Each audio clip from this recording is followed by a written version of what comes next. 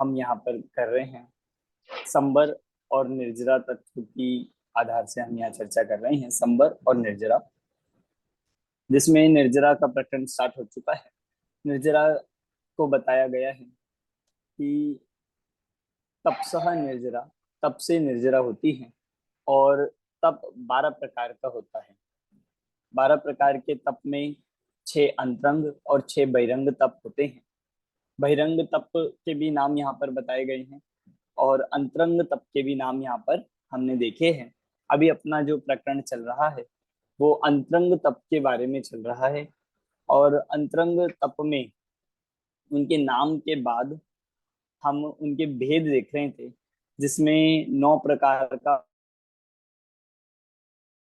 चित, 4 प्रकार की विनय, और आज हमें 24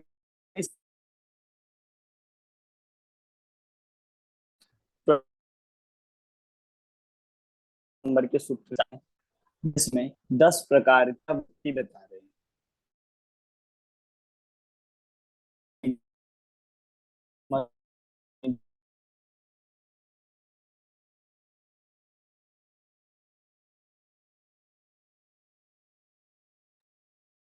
सर आपकी आवाज कट के आ रही, मुझे आ रही है, सबको बराबर नहीं आ रही है? हाँ कट नहीं के नहीं, आवाज आ ही नहीं रही है बिल्कुल में। हाँ कट के आ रही है। नहीं आ रही है। अभी ठीक है? हाँ बेटर है सर अभी। Yes it's better now. Sir cut रही है अभी भी।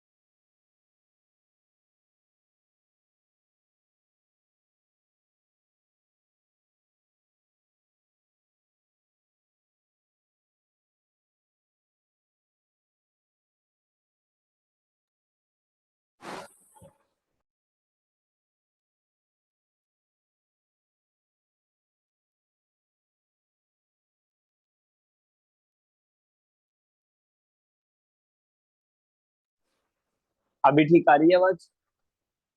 हाँ सर अभी तो एकदम बढ़िया आ रही। हाँ ठीक है, चलिए 9वें अध्याय का 24वें सूत्र से हम स्टार्ट करते हैं। 24वां सूत्र वैयावृत्ति के 10 भेद बताने वाले हैं। वैयावृत्ति शब्द हम, सर एक हाँ रिक्वेस्ट जी, थी नंदिता जी की भी और मेरी भी, हमने थोड़ा सा मिस किया लास्ट वाला, हाँ तो आप लास्ट में थोड़ा सा एक बार जस्ट यू गो थ्रू या कुछ एक्स्ट्रा सेशन ऐसा कुछ करा देंगे थोड़ा सा। वैसे तो मुनि वाला ही जब भी है, बट एक बार आपके साथ करेंगे तो थोड़ा रिवीजन हो जाएगा। हाँ मैं करवा दूंगा, पर अभी हम थोड़ा पहले आगे ठीक का है, देख लेते हैं, श्योर फिर सर। हम आगे करवाएंगे। मगर सर आप नहीं तो फिर एक्स्ट्रा क्लास ले लीजिए, नहीं तो फिर रिकॉर्डिंग करके भेज दीजिए ऑडियो के कुछ भी। हाँ एक्स्ट्रा ठीक है, क्लास ले लेंगे। तो आप लिंक ये, रहेगी ना? हाँ एक्स्ट्रा क्लास ले लेंगे। आप इसको मतलब प्रकरण को नोट कर लीजिएगा। हमने जो क्लास में किया था वो किया था 10वें सूत्र से 23 तक, ये हमने लास्ट क्लास में किया था। तो पूरा परिचय का प्रकरण था और तप के अंतरंग और बहिरंग के भेदों को नाम बताए गए थे। 6 प्रकार के बहिरंग, 6 प्रकार के अंतरंग।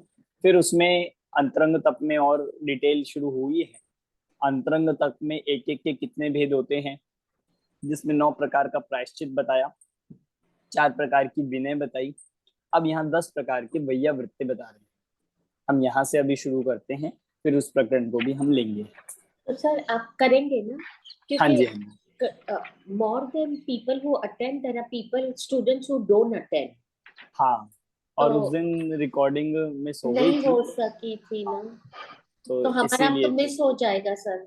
करवा देंगे, हम उसको भी करवा देंगे। Thank you. बीच में ही एक दिन क्लास लेके हम इस वीक में कर देंगे वो भी। चलिए, आचार्य उपाध्याय तपस्वी सैक्ष ग्लान गण कुल संग साधु मनोज्ञानाम, 24 नंबर का सूत्र 10 प्रकार की वैयावृत्ति बता रहे हैं। आचार्य, उपाध्याय, तपस्वी, सैक्ष, ग्लान, गण, कुल, संग और मनोज्ञ, इन 10 प्रकार की वैयावृत्ति होती है। देखिए, जो वैयावृत्ति के भेद बताए हैं उसमें 10 प्रकार के जो मुनि हैं उन्हीं के भेद से वैयावृत्ति बनती। क्या आप आचार्य की वैयावृत्ति करोगे उसको कहलाएंगे आचार्य वैयावृत्ति, आप उपाध्याय की करोगे तो वो कहलाएगी उपाध्याय वैयावृत्ति। इस तरह से ये जो 10 नाम दिए गए हैं ये 10 मुनियों के प्रकार है।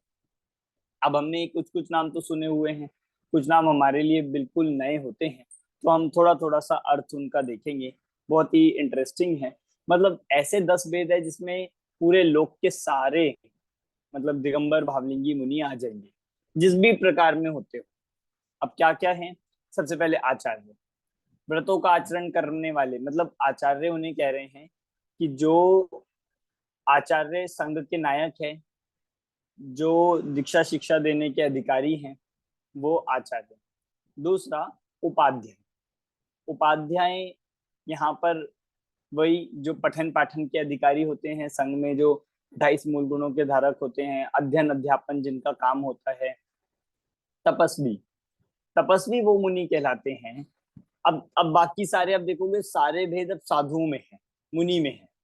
अब उनमें भी कितनी कैटेगरी हो सकती है, मतलब हम तो सबको क्या बोलते हैं? मुनिराज। हम सबको क्या बोलते हैं? साधु। पर उनमें कितने तरह के हो सकते हैं ये वेद संघ में ही मालूम होता है। और कुछ कुछ प्रसिद्ध भी होते हैं, जैसे तपस्वी, बहुत जो तप करते हो, बहुत उपवास आदि करते हो, जिनका उपवास आदि में बहुत निपुणता हो, श्रेष्ठ हो, उन्हें कहते हैं तपस्वी साधु। चौथे, साक्ष्य।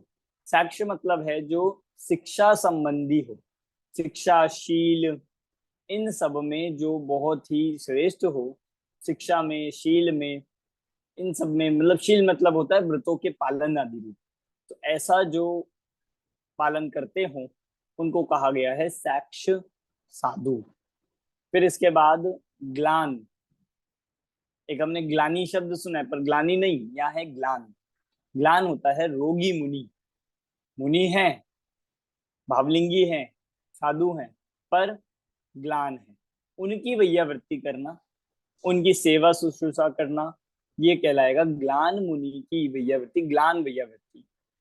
गण, गण कहलाता है वृद्ध मुनियों का समुदाय। वृद्ध जो मुनि होते हैं, जो थोड़े से प्रौढ़ होते हैं, एज जिनकी ज्यादा होती है, ऐसे भी संघ में मुनि होते हैं और उनका भी समुदाय होता है।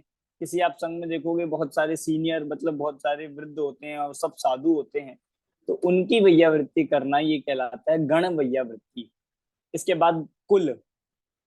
कुल होते हैं दीक्षकाचार्य का शिष्य समुदाय, मतलब जो आचार्यों का समुदाय हो, जो आचार्यों का समूह, मतलब कहीं ऐसा कई सारे आचार्य एक साथ हो और उन आचार्यों की जो दीक्षा देने वाले हैं उनको कहते हैं कुल। दीक्षा देने वाले आचार्य, उनकी वैयावृत्ति करना, ये है कुल वैयावृत्ति। फिर संघ, 4 वर्ण के मुनियों का समूह। 4 वर्ण जो होते हैं, 4 प्रकार के जो संघ में आते हैं, वो आते हैं ऋषि, मुनि, यति, अनगार। ये हमने सुने भी होंगे, ऋषि, मुनि, यति, अनगार। इनको 4 संघ कहते हैं। कई बार हम पूजन में या कहीं पाठ आदि में पढ़ते 4 दान, 4 प्रकार, 4 संघ को दीजिए, तो हम सोचते हैं 4 संघ कौन से हैं? ये सुना होगा आपने उत्तम त्याग की पूजन में। तो ये 4 संघ है, ऋषि, मुनि, यति, अनगार। इनका मतलब इनके समुदाय को संघ कहते हैं और इनकी वैयावृत्ति को संघ वैयावृत्ति कहते हैं।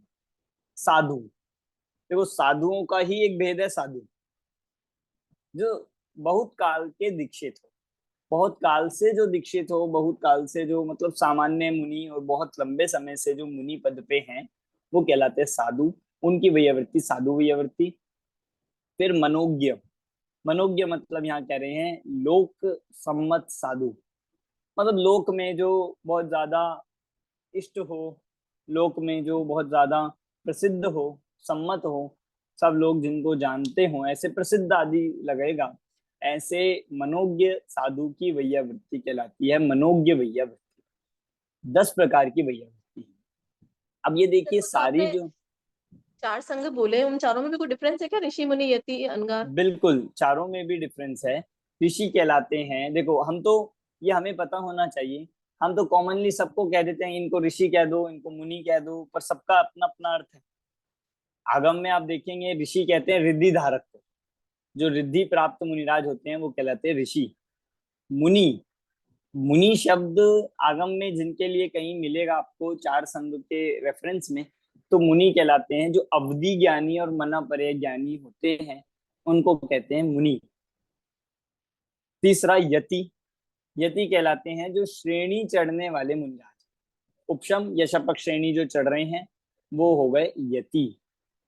और चौथे हैं अनगार, शेष सभी जो मुनिराज बचे वो सब हो गए मुनि अनगार, अनगार ये हो गए।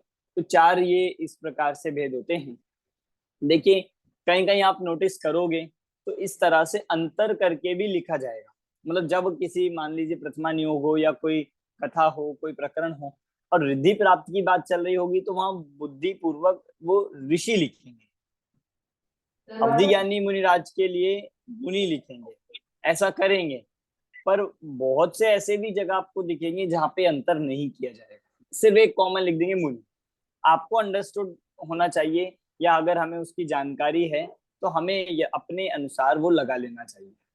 शास्त्रों में आप मतलब ऐसा ना देखे कहीं पे आपको अवधि ज्ञानी के लिए लिख दिया ऋषि, तो आप उसको गलत ना माने, ये तो शास्त्रों में लिखने की पद्धति है, और कहीं पे वैसा सामान्य रूप से भी कथन कर देते, क्योंकि गलत तो वो भी नहीं है, बस ये सामान्य से विशेष कथन है। सामान्य से आप सबको स्टूडेंट कहोगे, पर उनमें फिर अलग अलग क्वालिटी, अलग अलग विशेषताएं के कारण से उनको अलग अलग हम पोस्ट या डेजिग्नेशन देते हैं। ऐसी सामान्य से सब मुनि है, पर 10 ऊपर बता दिए और संघ में भी 4 प्रकार के बता दिए। इस तरह से ये मुनियों के प्रकार हो जाते हैं, संघ के प्रकार हो गए, जिनकी वैयावृत्ति करना इन्हीं से बना दिया 10 प्रकार की वैयावृत्ति। समझ आ गया? अब देखो वैयावृत्ति होती क्या है, पहले थोड़ा सा हम ये भी जानना चाहिए। सिर्फ वैयावृत्ति का मतलब शारीरिक वैयावृत्ति नहीं, शारीरिक वैयावृत्ति तो उसमें शामिल है ही।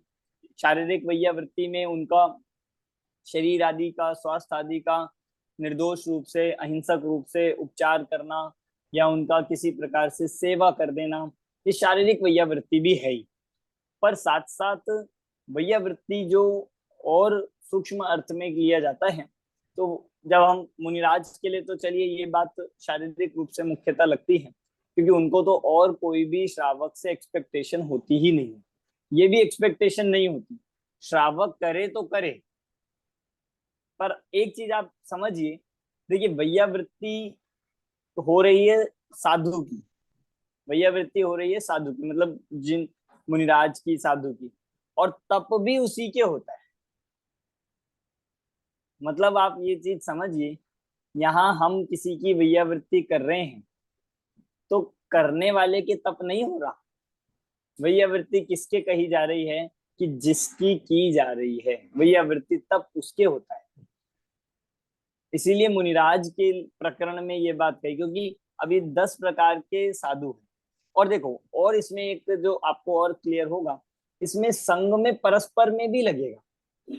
एक साधु जो होते हैं, एक मुनिराज जो होते हैं, वो आपस में अपने संघ वाले सीनियर मुनिराज जो होते हैं, या कहे कोई प्रौढ़ होते हैं, जो ऐसे रोगी आदि होते हैं, उन्हीं की आपस में अन्य मुनिराज, अन्य जो साधु होते हैं, वो वैयावृत्ति करते हैं। समझ आ रहा है? क्योंकि आपको ये क्वेश्चन होगा, भाई प्रकरण तो चल रहा था मुनियों का, सारी चीजें मुनि के ही बताई जा रही थी, विनय है या प्रायश्चित है, तो वैयावृत्ति फिर श्रावक की कहां से आ गई बीच में कि श्रावक करेगा? तो इसको ऐसे ही समझिए, मुनिराज ही वैयावृत्ति आपस में करते हैं।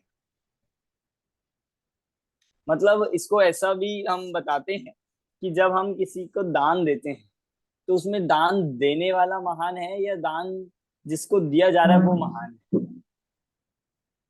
बताइए कौन श्रेष्ठ है? जैसे हम किसी मुनिराज को आहार दान दे रहे हैं, हम उनको आहार करा रहे हैं, तो दान देने वाला महान हुआ या दान जिनको दिया जा रहा है वो हुए?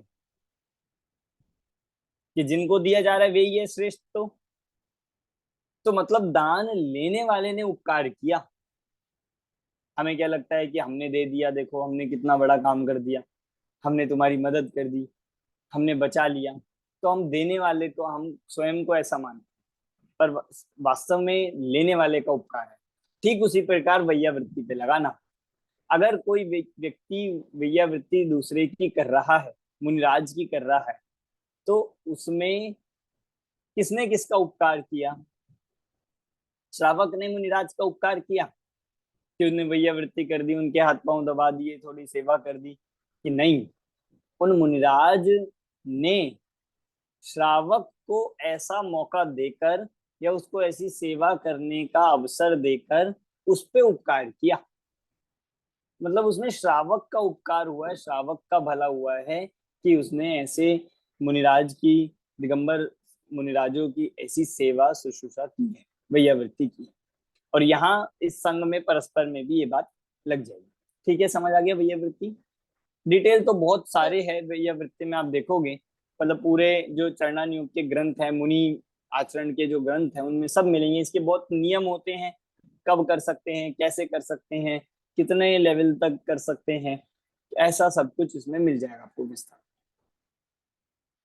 हाँ जी। तब करवाने, तब तो नहीं कहलाना चाहिए ना, जब अपन सेवा करवा रहे हैं तो वो तब कैसे कहलाएगा? जैसे तब तो नहीं कहलाना चाहिए, वो तो एक तरह से उनको क्या कष्ट हो रहा है सेवा करवाने में, तब कैसे हो रहा है ये? नहीं, मतलब एक तरह से हम उपकार की अपेक्षा से तो ये कह ही रहे हैं कि भाई जो करवाता है, मतलब जिसको जैसे दान दिया गया, उस दान देने वाले का उपकार है, मतलब लेने वाले का उपकार है देने वाले पे। तब इसमें वैयावृत्ति में भी इस तरह से आप लगा सकते हो, क्योंकि वे जो मुनिराज है वे तो स्वयं ही तप के धारक है ही, वे तप के धारक है, वो इन 10 कैटेगरी में आ रहे हैं, तभी उनकी वैयावृत्ति की जा रही है। पर जब उनकी वैयावृत्ति कोई श्रावक करता है या किसी के द्वारा की जाती है, तो उस व्यक्ति का उपकार होता है जिसने किया, क्योंकि उसको एक अवसर मिला, उसको मुनिराज की सेवा करने का एक चांस मिलता है, तो उस माध्यम से उसके कर्मों की निर्जरा होती है। मुनिराज तो तप कर ही रहे हैं, मुनिराज के तो तप है ही, वे तो तप धारक हैं ही। और यहाँ जो अगर संघ में आपस में देखेंगे तो जो संघ में मुनिराज है जो वैयावृत्ति कर रहे हैं वे भी तप के धारक हैं, और जो मुनिराज की हो रही है, वैयावृत्ति की जा रही है, वो भी तप के धारक है। और सब संघ में ये व्यवस्था होती है, सब अपने से बड़े, मतलब जो जूनियर हैं वो अपने से बड़े आचार्य या जो उपाध्याय होते हैं या अन्य साधु होते हैं, उनकी इस प्रकार से स्थितिकरण वैयावृत्ति करते रहते हैं। ऐसे और वो अपने सीनियर का करते रहते हैं। तो ये सब उनके संघ की व्यवस्था में ही शामिल है और तब उनके बराबर चालू है। हाँ नंदिता जी। सर अगर हम मुनि के पैर दबाते हैं तो ये तो फिजिकल हो गया ना, तो हमें तो शुभ भाव हो गए, तो हमारा अंतरंग तब कैसे हुआ? हमारी देखिए भाव की शुद्धि कैसे होती है? हम तो फिजिकली पैर दबाते हैं। देखिए सिर्फ यहाँ पर सिर्फ शरीर से हाथ पैर दबाने का ही नाम वैयावृत्ति नहीं है। वास्तव में वैयावृत्ति जो होती है कि मुनिराज की सेवा करके मुनिराज को जिस प्रकार से, मतलब श्रावक तो देखो लिमिटेड माध्यम से ही सेवा कर सकता है, या आहार कराकर या इस तरह से उनको करके। अगर दवा चाहिए तो दवा देना है। हाँ, मतलब निर्दोष रूप से हाँ। उनके बिना उसमें अनुमति के बिना उसके औषधि आदि कराकर इसी तरह से कर सकता है। सच्ची वैयावृत्ति तो ये है कि मुनिराज के बताए हुए मार्ग पर चलना ये उनकी सेवा है। इसीलिए ये इसको निश्चय अंतरंग, से हो गई। इसलिए इसको अंतरंग तप में लिया है। क्योंकि किसी की सेवा करना, आपका मानो कोई पुत्र हो, कोई आपके बच्चे हो, और वो हाथ पैर तो आपके बहुत दबाए, बिल्कुल रोज सुबह शाम दबाए, पर आपकी बात एक भी नहीं माने, एक भी आपकी आज्ञा नहीं माने, तो वो वैयावृत्ति नहीं है। वैयावृत्ति का मतलब आप क्या कहते हो, आप भी बोलते हो ना कि तुम ये मत करो चाहे, पर एक हमारी बात मान, हमारी बात सुनो। तो ऐसे ही उनकी, उनके बताया हुआ जो मार्ग है, मोक्ष मार्ग है, उसको समझना, उस मार्ग पर स्वयं चलना, और बाह्य में उनकी यथासंभव सेवा, उनकी जो मतलब वो है वो करना, ये वैयावृत्ति के दोनों पहलू में आ जाएगा। तो ठीक सर है। यहाँ हमें निश्चय और व्यवहार मतलब उपचार से और परमार्थ से ऐसे हाँ, दोनों डिफरेंस चीजें, करना है। दोनों चीजें लगेगी। और मतलब भाई वैयावृत्ति में भी विवेक होना जरूरी है। ऐसा नहीं कि जो चीज मुनिराज का सेवन नहीं करते हो वो भी उनको दे दे, या मुनिराज की जो भूमिका के बाहर हो वो भी उनको कर देना, और वैयावृत्ति के नाम पे कुछ भी कर देना कि भाई उनको कष्ट ना हो, कष्ट ना हो। पहले हमने इसकी चर्चा करी भी थी, तो ऐसा ना हो कि वो उनके लिए उपसर्ग बन जाए, इस तरह से ध्यान रखना चाहिए। अगला चलते हैं, 25 नंबर का सूत्र आ रहा है स्वाध्याय। जी जी स्वाध्याय, अमन जी। हाँ जी। अमन जी एक मिनट, यहाँ पे जब क्लासिफाई कर रहे हैं वो क्या कारण हो सकता है इसमें? क्या ज्यादा पुण्य का उदय है या किसको प्रायोरिटी दी जाए इसलिए है? I don't need to understand कि ऐसा क्यों किया जाए। क्लासिफाई इसलिए करना हो सकता है क्योंकि जो संघ के अपेक्षा से देखिए, संघ में ये व्यवस्था होती है कि सब प्रकार के मुनि पाए जा सकते। मतलब पहले के समय पे अगर देखिए, बड़े बड़े संघ होते थे, बड़े बड़े संघ में सब प्रकार के मुनि होते थे, तो क्लासिफाई इसीलिए किया गया होगा। इसमें पुण्य में अंतर तो नहीं है कि भाई किसी के करने में ज्यादा पुण्य लगेगा, किसी में नहीं, पर ऐसा समझिए कि किसी भी मुनिराज को हम इसमें से मतलब एक्सक्लूड ना हो जाए। कोई भी संघ में ऐसे मुनिराज ना हो जो इस श्रेणी में नहीं आएंगे, मतलब सारे ही इन सब 10 कैटेगरी में आ ही जाएंगे। तो इस प्रकार से कैटेगराइज किया गया होगा कि भाई सारे ही इसमें सब शामिल हो जाते हैं। इसकी अपेक्षा, इससे ये कहना चाहते हैं कि हमें हर मुनिराज की, चाहे वो तपस्वी हो या ना हो, तो हमें तो भी उनकी वैयावृत्ति करनी चाहिए। तपस्वी तो तपस्वी है, पर बाकी सबकी, इसलिए बाकी ले लिया। कि अगर वो तपस्वी नहीं है तो हो सकता है वो शिक्षा में प्रधान हो सकता है शिक्षा में ना हो तो वे दीक्षा देने वाले हो, दीक्षा देने में ना हो तो शुद्ध का अध्ययन कराने वाले हो, इतना भी ना हो शरीर से कोई रोगी आदि दिखाई दे रहे हो तो वो रोग आदि की उसमें आएगा। मतलब हर किसी मुनिराज के प्रति सामान्य भाव रखना, ये होना चाहिए। इस अपेक्षा से 10 भेद हो सकते हैं। और दूसरा ये होगा कि एक ही मुनिराज दो कैटेगरी में भी आ सकते हैं, जैसे कोई बिल्कुल आ सकते हैं। राइट, जो अगर रोगी मुनि भी गिने लेकिन वो तपस्वी भी हो सकते हैं, या फिर वो शिक्षा या शील में भी मतलब ये हो सकते हैं, तो बिल्कुल दो दो दोनों। में भी आ सकते हैं। या ओके। अगला चलते हैं हम 25 नंबर का सूत्र स्वाध्याय। वांछना प्रच्छनानुप्रेक्षा आम्नाय धर्मोपदेशा, वांछना प्रच्छनानुप्रेक्षा आम्नाय धर्मोपदेशा।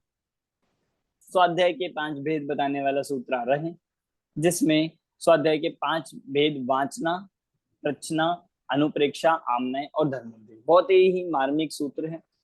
हम स्वाध्याय करते हैं, स्वाध्याय के लिए हम कहीं ना कहीं किसी ना किसी माध्यम से पढ़ते हैं, सुनते हैं, पर स्वाध्याय होते किस किस प्रकार से? क्या आप जब ग्रंथ नहीं पढ़ रहे हो, ग्रंथ की मात्र वाचना कर चल रही हो और आप सुन रहे हो, क्या वो भी स्वाध्याय है? कि हाँ, वो भी स्वाध्याय। कई बार हम स्वाध्याय नहीं कर रहे हैं, ग्रंथ नहीं पढ़ रहे हैं, पर प्रश्न उत्तर के माध्यम से चर्चा कर रहे हैं या शंका समाधान आदि, क्या वो भी स्वाध्याय? कि हाँ, वो भी।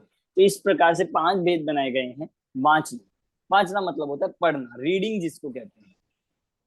कई बार हमने देखा होगा, आज भी कई मंदिरों में शाम के समय में बहुत जगह पे प्रथमान योग की वाचना होती है। 4-5 लोग, 10 लोग बैठ जाते हैं और कोई प्रथमान योग का पद्म पुराण, आदि पुराण, महापुराण ग्रंथ लेकर उसकी निरंतर वाचना करते हैं, पढ़ते हैं, मतलब प्रारंभ से लेकर अंत तक। तो ये वाचना स्वाध्याय है। आप ये मत समझिए इससे कुछ नहीं होगा कि ये स्वाध्याय है। जो कुछ ना भी समझकर सिर्फ उसकी पठन भी कर रहा है तो वो स्वाध्याय का अंग है। कई बार हमें ऐसा अवसर मिले, हमें ऐसा मौका मिले कि हमें सिर्फ पढ़ने का चांस मिलता है तो हमें पढ़ लेना चाहिए, मतलब वो वांचना भी स्वाध्याय। ऐसा नहीं समझिए बहुत चिंतन करना या बैठ के सोचना उसको तब ही स्वाध्याय होगा, ऐसा नहीं है। वांचना भी। दूसरा प्रश्न। प्रश्न मतलब है प्रश्न उत्तर करना, पूछना। जो हमने पढ़ा उसमें कदाचित कुछ समझ ना आए या कोई ऐसे भी प्रश्न हो, कोई तत्व के संबंध में जिज्ञासा हो, कोई शंका हो, उस संबंधी किसी विद्वान से या किसी अन्य साधर्मी से चर्चा करना, प्रश्न उत्तर करना, ये प्रश्न स्वाध्याय। तीसरा अनुप्रेक्षा। अनुप्रेक्षा इसमें आ जाएगा कि जो हमने पढ़ा, जो हमने प्रश्न के माध्यम से सुना, प्रश्न उत्तर के माध्यम, उसका चिंतन करना। अनुप्रेक्षा बारंबार उसका मतलब अनुप्रेक्षा मतलब है चिंतन करना, उसको सोचना, उसको विचार करना। कई बार हमारे पास ग्रंथ नहीं होता है या हम ग्रंथ नहीं छू सकते हैं तो चिंतन कीजिए। अनुप्रेक्षा नाम का स्वाध्याय। ट्रेवलिंग कर रहे हैं हम तो हम वहां पर चिंतन कर सकते हैं। हम ग्रंथ को नहीं छू सकते हैं, कोई सूतक पातक आदि कोई समय है तो आप चिंतन कीजिए, तब भी स्वाध्याय संभव।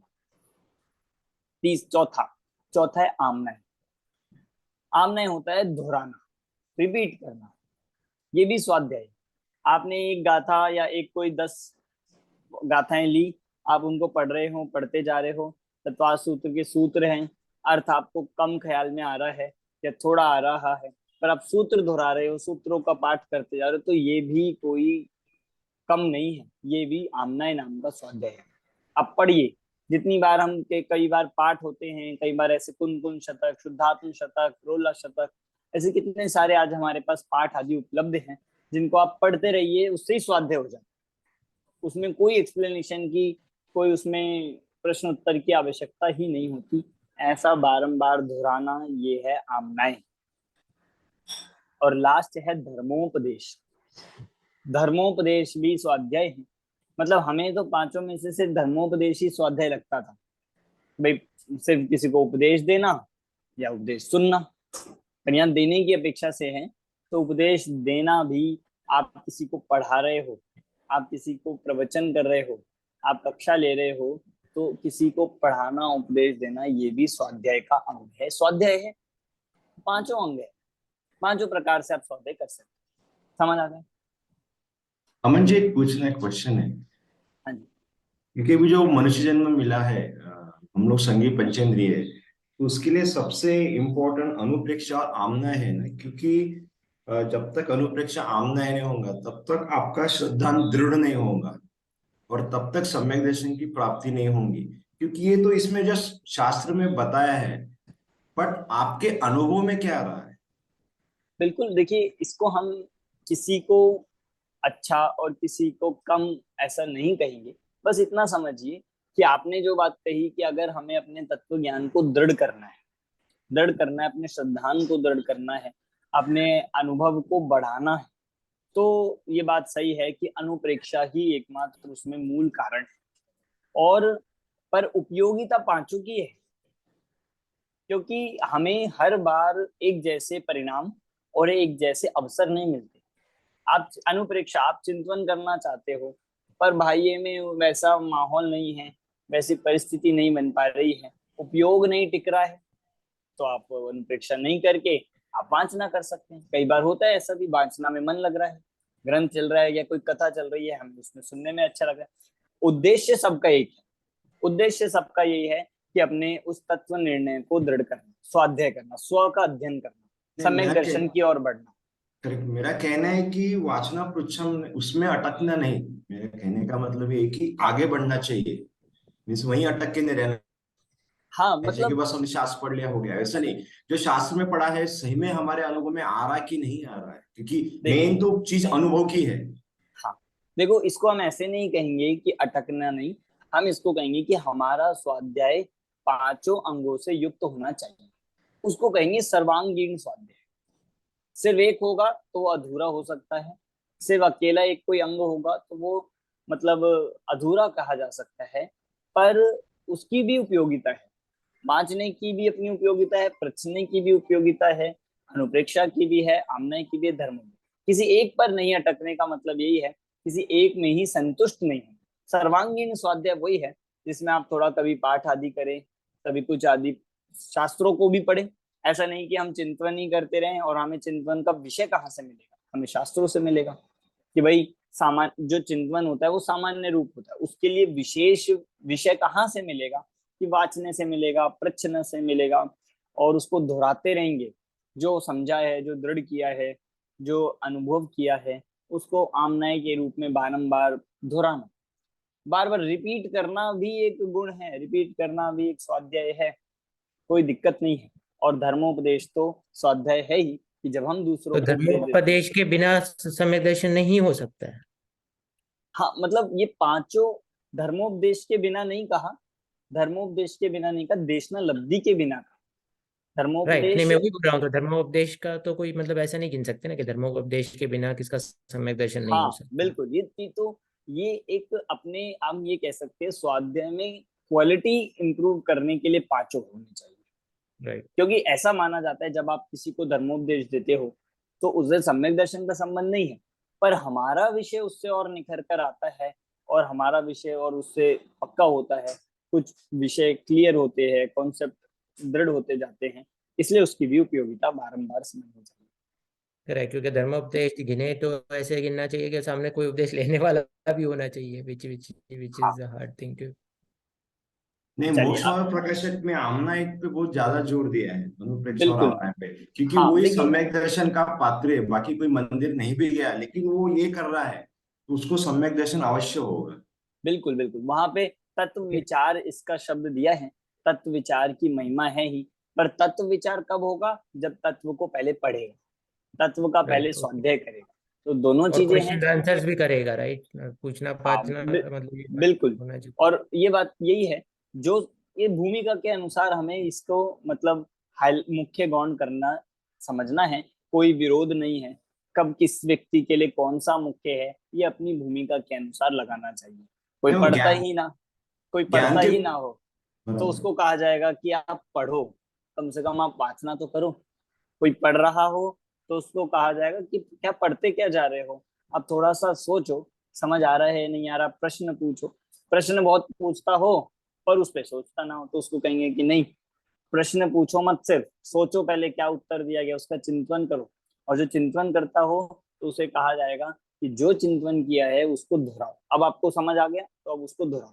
टोडरमल जी ने इसको सम्यक सन्मुख के लक्षण में लिया है, कि जो बारंबार पहले तो पहला यही लिया कि देशनालब्धि से उपदेश को सुनता है, सदगुरु के उपदेश को सुनता है, फिर अपने परस्पर में साधर्मी से पूछता है, जो समझना है, जो जो पूछा उस पे चिंतन करता है, उसको बारंबार घोलन करता है, फिर उसका दोहराता है, और ऐसे रूप में उसको सम्यक के सन्मुख होने की दशा बताई गई है।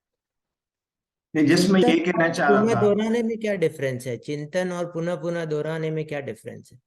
चिंतन एक तरह से हम ये कहेंगे मानसिक है, और जो आमनाएं है वो वचनों से है, पाठ करना जिसको हम कहते हैं वो आमनाएं है।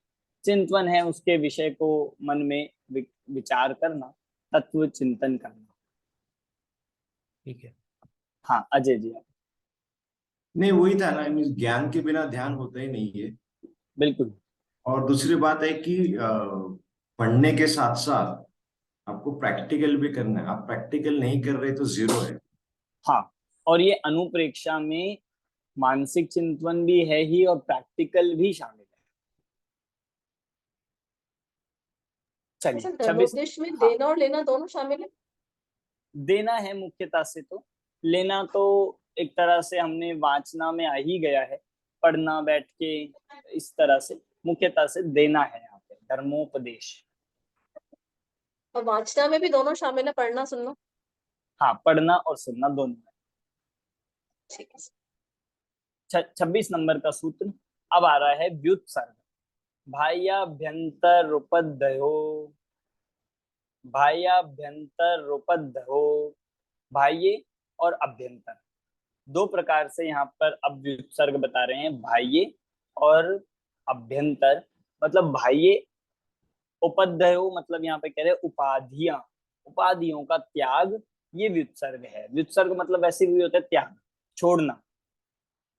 तो किसका? बाह्य से और अभ्यंतर, बाह्य उपाधियों का और अभ्यंतर उपाधियों का त्याग करना, इसका नाम व्युत्सर्ग है। उपाधि मतलब सब प्रकार से जो भार है, सब प्रकार से जो जिम्मेदारियां हैं, सब प्रकार से जो पदवी हैं। और अंतरंग से हम देखेंगे कि अंतरंग में सर्व प्रकार के परिग्रह के प्रति एकत्व, ममत्व, उनके प्रति अपनापन, इसको त्याग कर देना, इसका नाम है व्युत्सर्ग, इसका नाम है अंतरंग व्युत्सर्ग। क्योंकि अंतरंग में कुछ, बाहर में कुछ धारण किया हुआ हो या ना किया हो, पदार्थों के प्रति अपनत्व बहुत धारण किया हुआ है। एक चीज तो हर व्यक्ति अपने माथे पर लेकर चलेगा। किसी से भी पूछो भाई आपको क्या जिम्मेदारी है, क्या भार है, क्या बोझ है, तो भाई घर का है, परिवार का है, शरीर का है, समाज का है। उनके प्रति जो अपनत्व है, उनके प्रति जो ममत्व है, ये अंतरंग उपाधि है। सबसे पहले इसको छोड़ना, इसका नाम व्युत्सर्ग है। इसका नाम, आपने एक शब्द सुना होगा कायोत्सर्ग, सुना है कायोत्सर्ग? कहाँ प्रयोग होता है, क्यों, अर्थ, किस अर्थ में प्रयोग होता है कायोत्सर्ग? कौन बताएगा? जस्ट पूजा के बाद या उसके जब एंड में होता है काय का उत्सर्ग, यानी कि 9 बार नमोकार मंत्र जनरली करते हैं उसके इसमें। हाँ, तो कायोत्सर्ग होता है उसमें। काया और पंचेंद्रिय को छोड़ के जो हम अपने आप नीच आत्मा का ध्यान कर रहे हैं।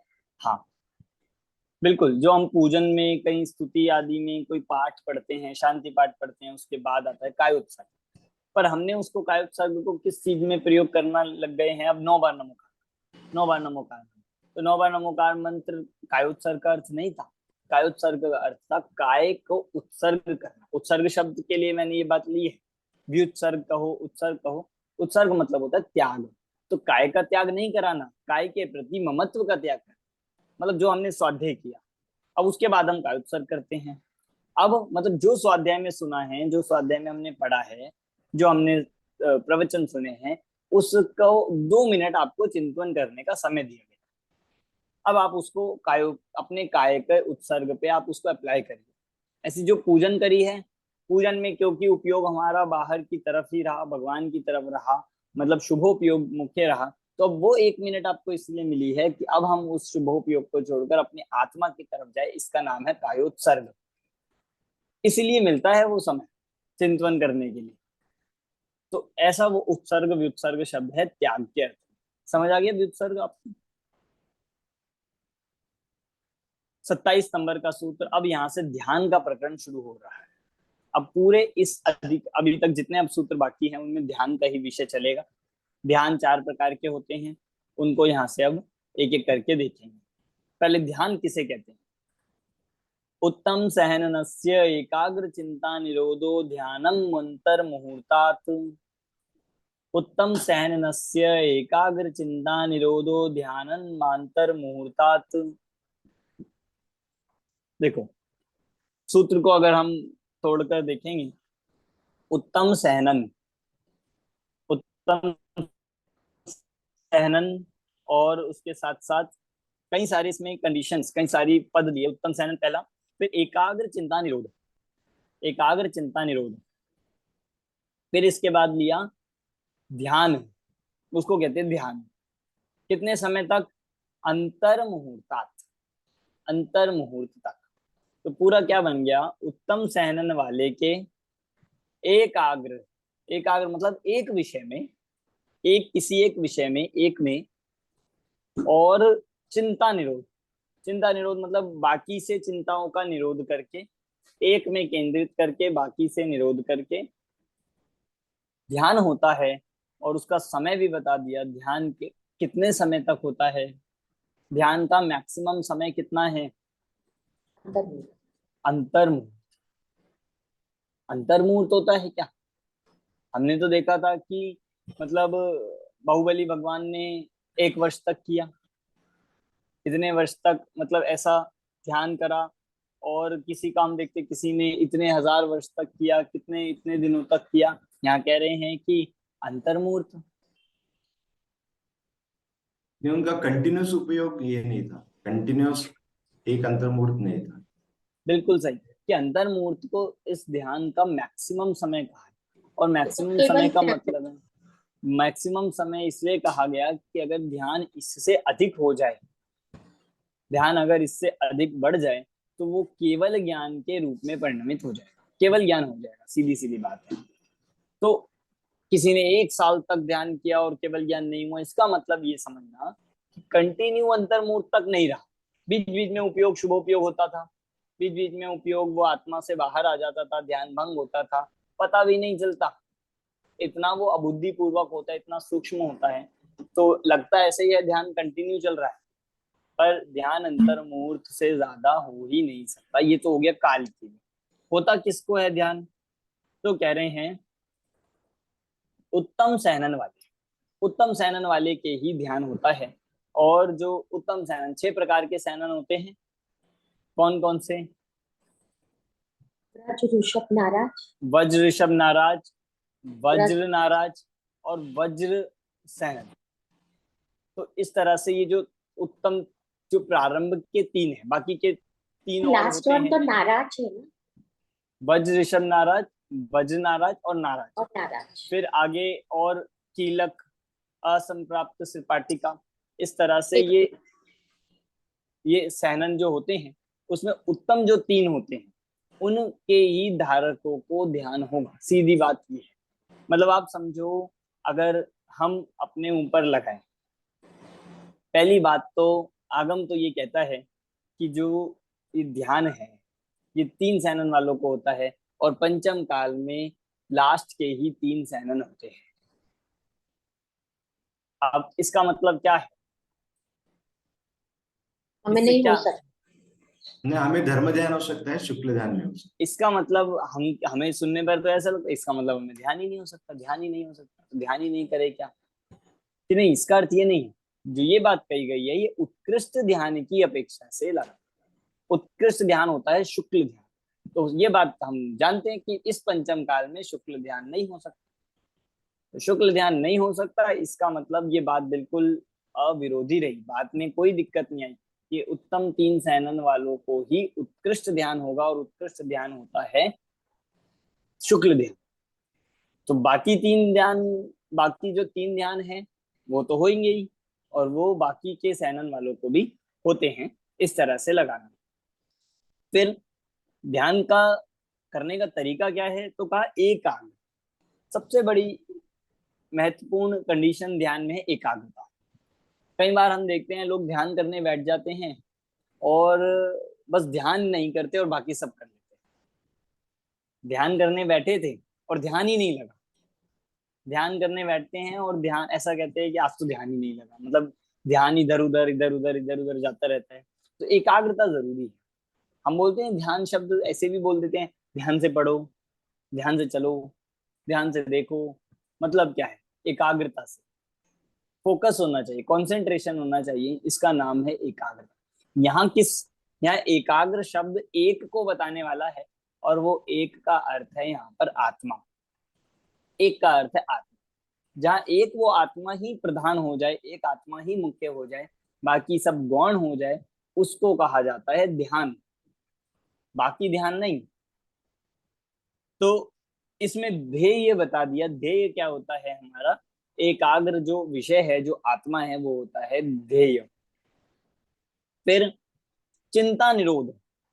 चिंता निरोध का मतलब है कि सारे प्रकार के अन्य उपयोगों से अपने ज्ञान को हटाना, सारे प्रकार के अपने अन्य विषयों से, ज्ञेयों से अपने ज्ञान को हटा देना। समस्त अन्य प्रकार की चिंता, चिंता मतलब यहाँ पे विचार है, चिंता मतलब अन्य प्रकार के जितने विकल्प हैं, टेंशन वाला चिंता नहीं सिर्फ, बाकी भी जितने विचार है, विकल्प है, उन सब का निरोध ये ध्यान में कंपल्सरी है।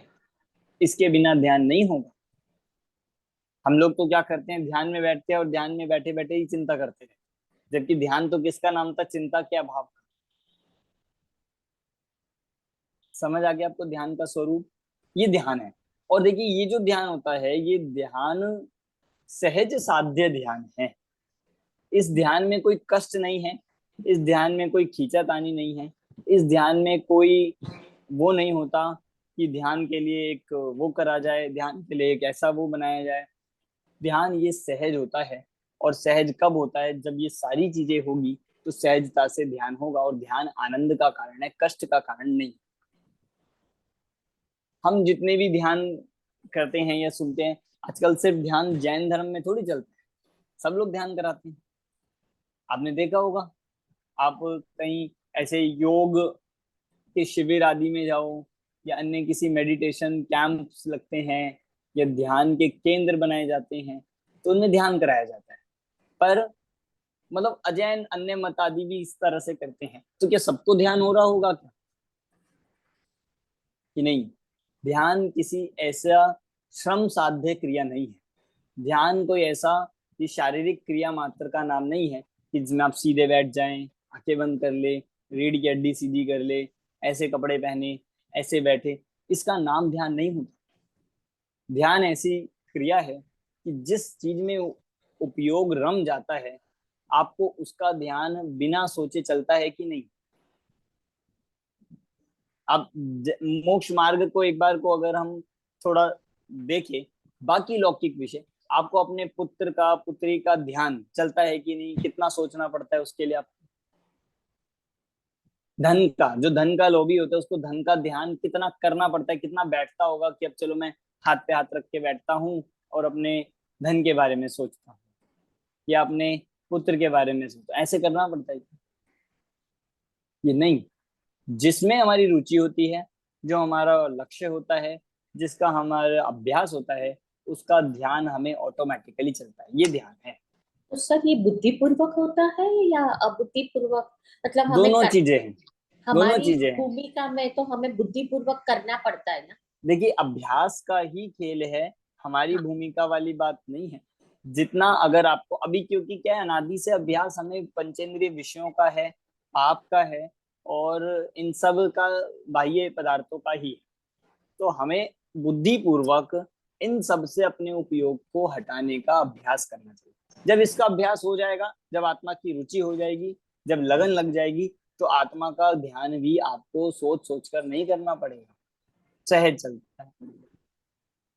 मेरे ख्याल से स्टार्टिंग में विकल्पात्मक ध्यान ही होता है, बाद में हाँ, हाँ, उसको क्योंकि ज्ञान विकल्पात्मक, का ही ध्यान होता है ना। तो उसको वो तो ज्ञान तो विकल्पात्मक ध्यान ही कहेंगे, जो बुद्धि पूर्वक हो रहा है। पर सारा खेल प्रैक्टिस का है, अभ्यास का है। अगर आपका इतना पुरुषार्थ है, या अगर आपके ऐसे उत्तम सहनन है कि आप एक बार बैठोगे और आपको बिल्कुल हो जाए, तो वो बिना अभ्यास के भी हो जाए। पर अभी हमें वैसा अभ्यास, वैसा अपना उपयोग वैसा नहीं देखा जाता है, तो हमें उसका अभ्यास करते रहना चाहिए। अभ्यास करने का कोई निषेध नहीं है। आप ध्यान करोगे तो आपको लौकिक में भी, हम देखते हैं ना कितना मेडिटेशन का और उसका फायदा दिखता ही है। तो यहाँ भी आप थोड़ा ध्यान करोगे, तत्व विचार करोगे, थोड़ा चिंतन करोगे, तो आपको सहज शांति मिलेगी ही नहीं। बाहर के आप उनसे छूटोगे तो आपका उपयोग में शांति रहेगी, तो सब जगह शांति दिखाई देती है। पर इसके लिए कोई मैंडेटरी वो नहीं है कि पहले एक ऐसा रूम होना चाहिए, पहले उसमें ऐसे एसी लगे होने चाहिए, शांति होनी चाहिए, ऐसा पोस्टर होना, ऐसा कोई नहीं है। जैसे जैसे आप अपना, जिस तरह से हमारा उपयोग लग सके उस तरह से हम कर सकते हैं।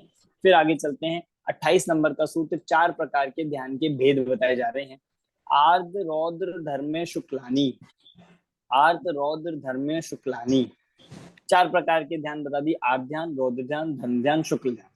आर्त ध्यान और रौद्र ध्यान ये दोनों पाप रूप है, और बाद के दोनों, ये दोनों धर्म रूप है। अगला सूत्र आ रहा है, परे मोक्ष हेतु। परे मोक्ष हेतु मतलब जो बाद के दो है, वो दोनों मोक्ष के हेतु है, वो दोनों मोक्ष के हेतु है। इनको ऐसे भी कहते हैं कि जो आर्त और रौद्र है, ये अप्रशस्त ध्यान है, अशुभ ध्यान है। और जो धर्म और शुक्ल ध्यान है, ये प्रशस्त ध्यान है। ये मोक्ष मार्ग के हेतु है, इनसे मोक्ष मार्ग की सिद्धि होगी, परंपरा से होगी, साक्षात भी होगी, इसीलिए इनको मोक्ष का हेतु कहा गया है। 4 नाम सबको याद होने चाहिए, आर्त ध्यान, रौद्र ध्यान, धर्म ध्यान और शुक्ल ध्यान। अब देखते हैं कौन सा ध्यान कैसा उसका स्वरूप है। सबसे पहले आ रहा है 30 नंबर के सूत्र में आर्त ध्यान। आर्त, आर्त मतलब होता है दुख। आर्त शब्द अर्थी से बना है, अर्थी मतलब होता है दुख, तो ये दुख देने वाला ध्यान है। ऐसा ध्यान जिससे दुख मिलेगा। ऐसा ध्यान भी होता है क्या जिससे दुख मिलेगा? कि हाँ होता है ना। क्या क्या इसके भेद है, उसी से हमें इसका स्वरूप समझ में आ जाएगा आर्त ध्यान का। आर्तम मनोज्ञस्य संप्रयोगे तद्विप्रयोगाय स्मृति समन्वाहार। दोबारा, आर्तम मनोज्ञस्य संप्रयोगे तद्विप्रयोगाय स्मृति समन्वाहार। चार भेद इसमें बताएंगे। पहले एक बताया है, इसमें एक भेद बता रहे हैं आर्त ध्यान का। पहला भेद, अमनोज्ञस्य संप्रयोगे। आर्तम, आर्त ध्यान का पहला भेद क्या है? अमनोज्ञ, अमनोज्ञ पदार्थ का, जो हमें पसंद नहीं है, जो हमें अच्छे नहीं लगते, अनिष्ट है, ऐसे पदार्थ का संयोग होना, इसको तद विप्रयोगाय, मतलब उसको दूर करने के लिए, उसके वियोग करने के लिए कोई ऐसे पदार्थ का संयोग हो जाए जो हमें अच्छा नहीं लगता हो, तो उसको दूर करने के लिए जितना स्मृति समन्वय, मतलब उसको दूर करने के लिए जितनी चिंता चलती है, जितना सतत चिंतन चलता है, इसका नाम ध्यान है। अब आप में से कौन कहता है कि आपको ध्यान नहीं चल रहा है? सबको चल रहा है कि नहीं? हर चीज में। किसी को कोई रोग हो गया, उस रोग को दूर करने के लिए चिंता जो हो रही है ना, वो ध्यान है। उस ध्यान का नाम है आर्त ध्यान। तो यहाँ कह दिया अमनोज्ञ, जितने भी अनिष्ट पदार्थ हैं, अनिष्ट वस्तुएं हैं, अनिष्ट संयोग हैं, उन सब का संयोग हुआ, वो सब हमें मिले, प्राप्त हुए या उनका उदय आया, तो उनको दूर करने में कितना विकल्प लगता है। अच्छे अच्छे लोग ऐसे ही टेंशन में, चिंता कारण में, डिप्रेशन में चले जाते हैं, दुखी रहते हैं। बहुत से लोग ऐसे होते हैं जो आत्महत्या तक कर लेते हैं। तो कौन से ध्यान का वो फल दिखाया है, मतलब कौन से ध्यान से वो पीड़ित है? तो वो है आर्त ध्यान। और आर्त ध्यान में भी कौन सा? अनिष्ट संयोग नाम का। ये अनिष्ट संयोग है। किसी अनिष्ट का संयोग हो जाए, कैसे हो उसका संयोग हो जाए, उसको दूर कैसे किया जाए, दूर कैसे किया जाए, दूर कैसे हो, ये चिंता, ये है आर्त। दूसरा, विपरीतम मनोज्ञ। अब इसी का उल्टा मनोज्ञ पे। भाई अनिष्ट का संयोग होने की आपको बहुत चिंता है कि कैसे दूर। फिर दूसरा लगेगा इष्ट का वियोग। दूसरे आर्त ध्यान का नाम है इष्ट वियोगज। इष्ट का वियोग, जो अच्छा है, जो इष्ट है, वो दूर ना चले जाए, छूट ना जाए, चले ना जाए, ये बच्चे ना चले जाए, परिवार ना चले जाए, धन ना चले जाए, कोई वस्तु मिल गई, कोई लगता है ना दूर ना हो जाए, दूर ना, ये चिंता करता रहता है, टेंशन करता रहता है, उसको विकल्प बनाता रहता है, निरंतर इसका ध्यान करता है। इसका नाम है इष्ट का वियोग। इष्ट वियोग मतलब इष्ट के वियोग से जो धर्म ध्यान, जो आर्त ध्यान होता है, उसको कह दिया। समझ आ गए दो भेद। तीसरा वेदनायाच, वेदनायाश्च। तीसरा वेदना, कोई वेदना हो गई हो, चोट लग गई है। अब कुछ कुछ लोगों की आदत होती है कि उसी को सोचते रहेंगे, सोचते रहेंगे, सोचते रहेंगे। कोई सिर में दर्द हो गया है, तो आधा दर्द तो इसी बात से होता है कि वो हमें दर्द हो गया, मतलब उसी से कि हमें ये हो गया, हमें ये हो गया। सोच सोच के उस वेदना के कारण से, या वेदना हो ना जाए, वेदना हो रही हो, ऐसे के सोचने के कारण से निरंतर जो चिंतन करता रहता है, उसको कहा है वेदना नाम का आर्त ध्यान। बहुत आदत होती है, हमें पता भी नहीं चलता और हमारे निरंतर चलता रहता है। जरा सी वेदना हुई या कोई भी वेदना हुई, उसी के बारे में सोचता रहता है।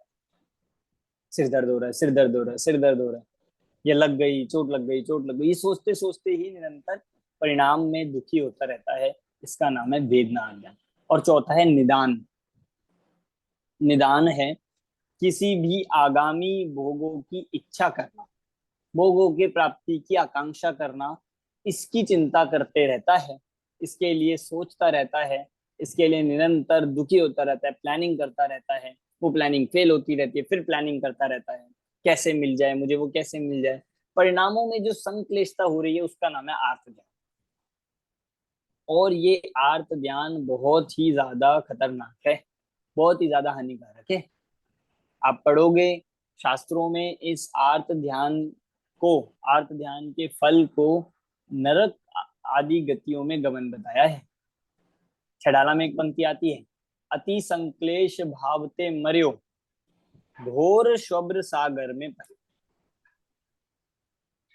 वहां तो तिर्यंच के लिए ये बात कही कि जब कोई तिर्यंच बहुत संक्लेश परिणामों से मरते, तिर्यंच क्या मनुष्य भी जब बहुत ही संक्लेश परिणामों से मरण को प्राप्त होते हैं तो कहाँ जाते हैं?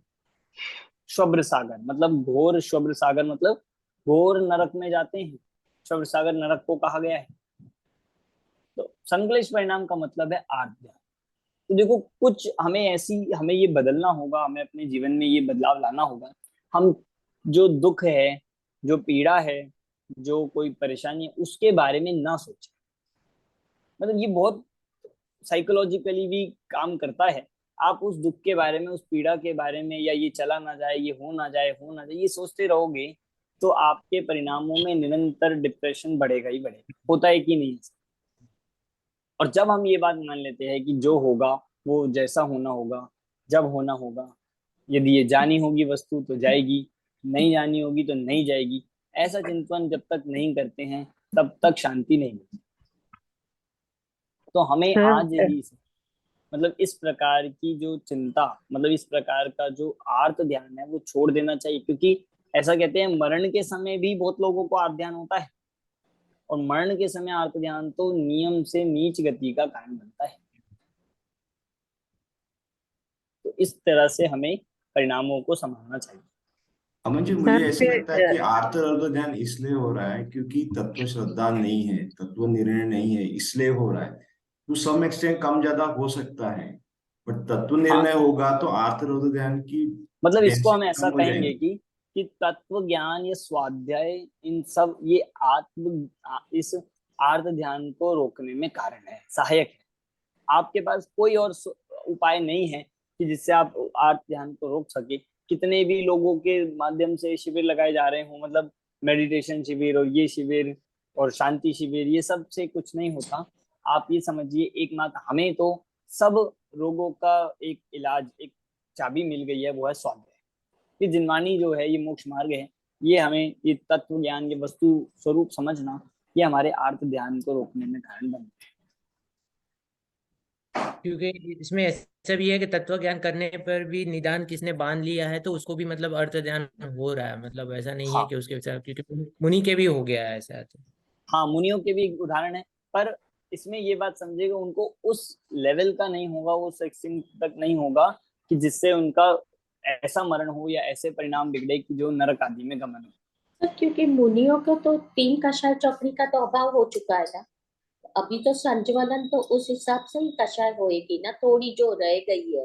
हाँ, वो तो होगी। अभी अगला सूत्र ही आने वाला है आगे का, कि ये आर्त ध्यान कौन से गुण स्थान तक कौन सा भेद पॉसिबल है, पढ़ता हूं मैं। और कोई प्रश्न हो किसी को 4 भेद में तो बताइए। अमन जी, इसमें चारों में से कौन सा सबसे खराब है ऐसा गिन सकते हैं क्या? निदान को ज्यादा मानेंगे कि ऐसे के चार, मतलब चारों ही के लिए चारों मतलब ही कैसे खराब गिनते है, हो? चारों ही खराब है। खराब तो चारों है, लेकिन मत- इंटेंसिटी अगर गिने पाप मतलब के कर्म आप की। ये समझिए कि चारों में ही तीव्रता मंदता हो सकती है। मतलब किसी एक से हम ये नहीं कहेंगे कि वो ज्यादा वो है। अगर आपके मान लीजिए किसी के इष्ट संयोगज ही है, तो इष्ट संयोगज ही इतना ज्यादा भी हो सकता है कि वो व्यक्ति बहुत ही ज्यादा दुखी रहे, संक्लेशित हो, और वो नरक आदि में उसका गमन हो जाए। ऐसे ही कोई मतलब उसकी भी, मतलब उसका भी एक हायर लेवल हो सकता है और उसका भी एक लो लेवल। ऐसी निदान में भी ऐसी पीड़ा चिंतन जो तीसरा लिया वेदना, उसमें भी ये बात लगेगी। और एक ध्यान मतलब आर्थ ध्यान के लेवल मतलब टाइप से दूसरा कन्वर्ट होके मतलब कंटिन्यूस ऐसे चल सकता है क्या आप चारों? ये समझिए, अभी हम पढ़ेंगे जब हमें पता चलेगा कि अज्ञानी जीव के चारों ही चलते हैं, ठीक है। चारों सर, ही चलते हैं। काल की मर्यादा भी होती है कि कितने समय तक करने से ही बंधन होता है, ऐसा कुछ? नहीं, ऐसा तो नहीं है। ये तो सब चलने वाले जो सहज व्यवस्था है कर्मों की। और बंध तो बाद की बात है, बंध तो नेक्स्ट गति की बात है। पर जो आर ध्यान होता है उसे हाँ, इसी गति में दुख भोगना पड़ता है, मतलब दुख ही होता है। नहीं, जैसे फिर नरक गति का बंध बन गया तो कभी कभी क्षणिक होता है, कभी कभी कुछ दिनों का होता है, कभी कभी वर्षों तक चलता है। मतलब ये तो नरक देखो जैसे कर्म का- बंधन की जो व्यवस्था आयु कर्म की, वो हमें पता है, हमने पहले भी चर्चा करी थी कि जो अपकर्ष काल होते हैं आयु बंधने के, यदि उन समय में होगा तो बंध जाएगा। जी। सर, तो ये फ्लूइड है, मतलब पहले अनिष्ट का संयोग होता है, फिर सपोज वेदना में ट्रांसफर हो जाता है, फिर निदान में हो सकता है, ऐसा है? नहीं, ऐसा नहीं है, ऐसा कुछ नहीं है। चारों अपना अपना अलग अलग चल सकते हैं। किसी के इष्ट वियोग भी है और निदान भी चल रहा हो, या किसी के सिर वियोग हो, ऐसे चलता है। मैं सूत्र पढ़ता हूँ अगला, उससे आपको क्लियर हो जाएगा। तद विरत देश विरत प्रमत्त संयता नाम, तद विरत देश विरत प्रमत्त संयता नाम। ये जो आर्त ध्यान है, ये किस किस के होगा? अविरत, पहला लिया अविरत, अविरत सम्यक दृष्टि के। दूसरा देश विरत, देश विरत हो गए पांचवें गुण स्थान वर्ती। अविरत में सिर्फ चौथा गुण स्थान वर्ती नहीं लगाना, पहले से लेके चौथा सब अविरत। अविरत, देश विरत और प्रमत्त संयता नाम। प्रमत्त संयत जो होते हैं, जो छठवें गुण स्थान वर्ती, उन सब जीवों तक के भी, छठवें गुण स्थान मुनिराज के भी आर्त ज्ञान हो सकता है। तो ये बात, बस उनके ये बात ये समझिए कि जो निदान नहीं होता है, छठवें गुण स्थान में कहा गया है कि निदान नहीं होता है। बाकी तीनों आर्त ध्यान छठवें गुण स्थान तक हो सकते हैं। इस तरह से ये बात समझिए, मतलब ये तो निरंतर चालू है। अजपा जाप की तरह से इस जीव को, अज्ञानी जीव को ये आर्त ध्यान तो चालू है। अभी आगे जब रौद्र रौद्र ध्यान पढ़ते हैं तो और पता चल जाएगा कि रौद्र ध्यान भी हमेशा चालू है। कोई प्रश्न है आर्त ध्यान में? अब चले रौद्र ध्यान की तरफ।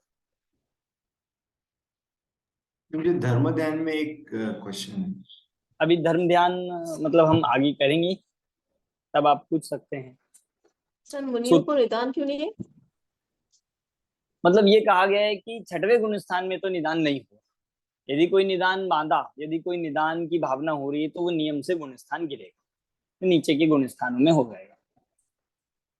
मतलब क्योंकि इसका लॉजिक ये लगा सकते हैं, क्योंकि मुनिराज के अब सर्व प्रकार से इच्छाएं समाप्त हो गई है, वस्तुओं के प्रति ममत्व छूट गया है, परिग्रह छोड़ दिया। अब किसकी इच्छा करना? उन्होंने तो खुद बुद्धि पूर्वक छोड़ा ही है, तो अब क्या निदान करना?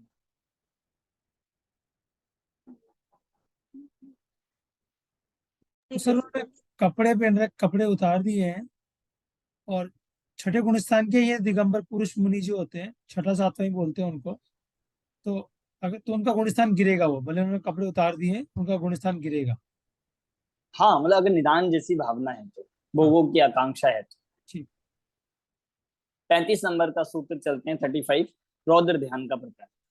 हिंसा नृतस्तेय विषय संरक्षणेभ्यो रौद्रम अविरत देश विरतयोः।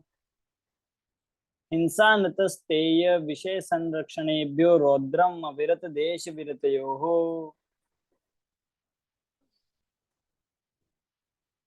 इस तरह से यहाँ पर इस रौद्र ध्यान में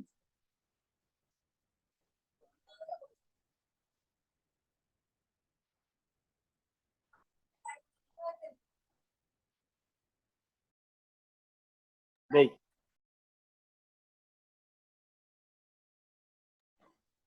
हिंसा, हिंसा नंदी रौद्र ध्यान। पहला है हिंसा, दूसरा है अनृत। अनृत होता है असत्य, असत्य। तीसरा स्तेय, तीसरा है स्तेय, स्तेय मतलब होता है चोरी। और चौथा है विषय संरक्षणेभ्यो, विषय संरक्षण। चौथा। तो चार प्रकार से ये जो रौद्र ध्यान है, चार प्रकार के रौद्र ध्यान में हिंसा रौद्र ध्यान, हिंसा नंदी, असत्य मतलब झूठ संबंधी रौद्र ध्यान, तीसरा चौर्यानंदी, चौरी संबंधी रौद्र ध्यान, और चौथा परिग्रह, जिसे विषय संरक्षण का है, परिग्रह नंदी रौद्र ध्यान। इसे इनका विषय नंदी भी कहते हैं। क्या होता है इनमें? रौद्रम, रौद्र मतलब होता है इनमें आनंद मानना, इनमें आनंद मानना मतलब इन जो हिंसा में, झूठ में, चोरी में, परिग्रह को, इन 5 पापों को करके इनमें आनंद मानना, ये क्या है? ये है रौद्र ध्यान। उसके लिए निरंतर चिंतन करता रहता है, उसे मान के खुश होता रहता है, आनंद मानता रहता है। हिंसा करता है तो हिंसा में आनंद माना, झूठ बोला तो झूठ में आनंद मानता है, चोरी करता है तो उस चोरी को करके सोच के उसको मतलब आनंद मानता है, प्रसन्न होता रहता है। और परिग्रह, परिग्रह 5 इंद्रिय विषय भोगों में, परिग्रह में उनका चिंतन करके, मेरे पास इतना है या उनके पास इतना है, उसको चिंतन करके खुशी जो आती है, जो प्रसन्न होता है, उसको लिया परिग्रह नंदी रौद्र। तो आर्त ध्यान का लक्षण था दुखी होना, और रौद्र ध्यान का लक्षण यदि बनाना है तो वह प्रसन्न होना, आनंद मानना। पर किस चीज में आनंद मान रहा है? पाप करके, पाप में आनंद मानता है, इसीलिए उसको ये कहा गया है। और इसी सूत्र में ये बता दिया कि ये रौद्र ध्यान किस किस को होते हैं। अविरत देश विरतयो हो, 2 ही गुण स्थान, मतलब 2 जीवों तक का, एक तो अविरति को सबको, मतलब 1 से लेके 4 तक अविरति आ गए, और देश, देश विरति जीव जो होते हैं, मतलब जो व्रति श्रावक आदि होते हैं, उनके भी 5वें गुण स्थान तक ये रौद्र ध्यान हो सकता है, उनके भी पॉसिबल है। मतलब इससे ये बताना चाहते हैं कि किसी के अगर ऐसा रौद्र ध्यान हो जाए तो वो अज्ञानी हो जाएंगे, ऐसा नहीं है। क्योंकि ये 5वें गुण स्थान तक हो सकता है, पर उसका जो रौद्र ध्यान होगा वो अज्ञानी के रौद्र ध्यान से अलग होगा, उसकी वो अलग होगी, उसकी जाति अलग होगी, उसकी तारतम्यता अलग होती है। इस प्रकार से ये रौद्र ध्यान होगा। समझ आया आपको चारों में? सर इसमें शील भी इंक्लूडेड है चौथे वाले हाँ, में? इसमें अब वही है कि कुशील नहीं लिया, पर इसमें शामिल है। ये तो 4 भेद बताए गए हैं, पर इसमें आप मूल परिभाषा तो यही है, पाप में आनंद मानना। तो कुशील करके या विषय काम, विषय भोग करके उसमें आनंद मानना, ये भी रौद्र ध्यान है। मतलब ये देखो, इसको कहा गया कि आर्त ध्यान में परिणाम बहुत संक्लेशित होते हैं, और रौद्र ध्यान भी उतना ही खतरनाक है। जैसे हम देखते हैं टीवी में या अन्य लोग देखते हैं आजकल के माहौल के हिसाब से, कि लोग पाप करते हैं और उसमें खुश होते हैं, उसमें आनंद मानते हैं, उन्हें अच्छा लगता है। तो यहाँ ये कहा जा रहा है कि पाप करना और पाप करने में आनंद मानना, और ज्यादा परिणाम उसमें वो है, तीव्र कषाय कहा गया उसको। एक तो पाप किया आपने, एक तो हिंसा करी, और आप हिंसा में हंस रहे हो, आप उसमें मजा ले रहे हो, आपको उसमें आनंद आ रहा है, तो और तीव्र कषाय का लक्षण, तीव्र कषाय का सूचक है ये रौद्र ध्यान। ठीक है, समझ आ गया आपको? चलिए आगे चलते हैं हम 36 नंबर का सूत्र। अब आ रहे हैं हम धर्म ध्यान की तरफ। धर्म ध्यान क्या होता है? धर्म ध्यान में किस प्रकार ये धर्म की शुरुआत होती है? हाँ नंदिता जी। तो सर ये सब जो पीछे का है वो सब हमें पढ़ना है या हमें सिर्फ आपने जो बताया वो ही करना है? मतलब आप पढ़ लीजिए, हमारी जानकारी के लिए हमें पता होना चाहिए, पर मैंने आपको उतना बता दिया है कि जितना एग्जाम पॉइंट ऑफ व्यू से इम्पोर्टेंट था। तो सर एग्जाम के लिए हमें तो पूरी जानकारी चाहिए ना। हाँ, इसीलिए एग्जाम मैंने के लिए पढ़ना है वो तो बहुत नैरो आउटलुक हो गया। इसीलिए मैंने पहले ये कहा कि आप अपनी जानकारी के लिए जरूर पढ़िए, पर हमारे पास क्योंकि समय का अभाव है तो हम इतना लेके चल रहे हैं। सेल्फ स्टडी भी करना पड़ेगा नंदन जी। वही है ना, जो क्लास में हाँ आता है टीचर थोड़ा नोट्स बताता है, बाकी हमें ही पढ़ना पड़ता है अपनी हाँ जानकारी के लिए। जितना बढ़ाएंगे उपयोग उतना फायदा हुआ, ऐसा भी समझता हूँ। हाँ, और ये भी है कि हो सकता है किसी को किसी विषय में विशेष जानने का भाव हो, किसी को नहीं हो। अब आपको लगा कि हाँ नहीं, मुझे आर्त ध्यान के बारे में जानना है, ये आर्त ध्यान क्यों होता है, कैसे होता है, इसको कैसे मिटाया जाए, तो आप डिटेल में पढ़ सकते हैं, और भी अन्य जगहों पे आपको इसका रेफरेंस मिल जाएगा। पर आप समझ लीजिए, मैं ये बात फिर से रिपीट करूंगा कि हमारे सारे दुखों का कारण, आदि डिप्रेशन, चिंता, टेंशन का कारण ये आर्त और रौद्र ध्यान ही है। कोई इससे टेंशन में है, कोई परिणाम संकलेश है, कोई पाप करके सुखी हो रहे हैं, पर दुखी सब है। तो ये पाप रूप जो ध्यान है संसार के कारण है। जो दो अंत के दो है उनको मोक्ष का हेतु कहा, तो प्रारंभ के दो ऑटोमेटिकली संसार के हेतु हो गए। तो 36 नंबर का सूत्र अब धर्म सर ध्यान मुझे का। पूछना था कि रौद्र ध्यान से कौन सी गति का बंध होता है?